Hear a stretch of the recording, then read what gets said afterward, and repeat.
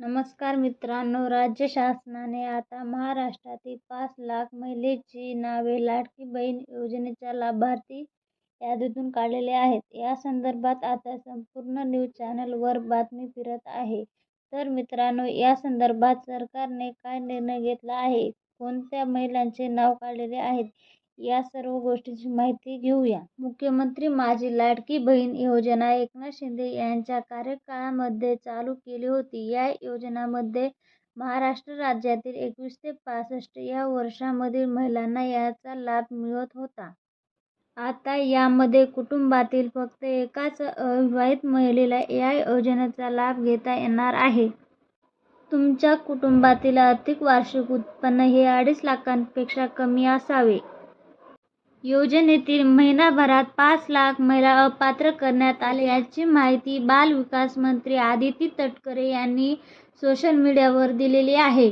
5 लाख वगळता निर्धार आलेल्या महिलांमध्ये मुख्यतः संजय गांधी निर्धार योजनेतील लाभार्थी असणारी महिला, तसेच 65 वर्षे पूर्ण झालेल्या महिला आणि त्यांच्या कुटुंबाच्या सदस्यांच्या नावे 4 चाकी गाडी आहे, अशा महिलांची नावे वगळण्यात आलेली आहेत.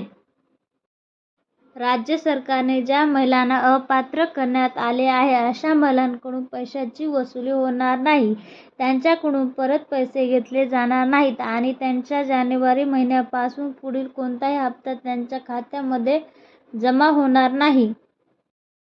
महिला व बाल विकास मंत्री आदिती तटकरे यांनी असे सांगितले की जुलै 2024 ते डिसेंबर 2024 या दरम्यान जेवढे पण लाभार्थी रक्कम ही महिलांच्या खात्यात जमा करण्यात आलेली आहे, परत घेतली जाणार नाही. विधानसभा निवडणूक चालू असताना राज्य सरकारने सांगितले होते की येणाऱ्या काळामध्ये या योजनेचे पैसे 1500 रुपयावरून वाढवून ते 2100 रुपये करणार आहेत.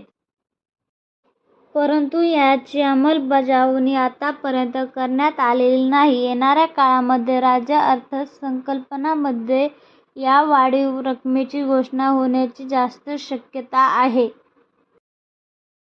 माहिती आवडल्यास व्हिडिओला लाईक करा, चॅनलला सबस्क्राईब करायला विसरू नका. धन्यवाद.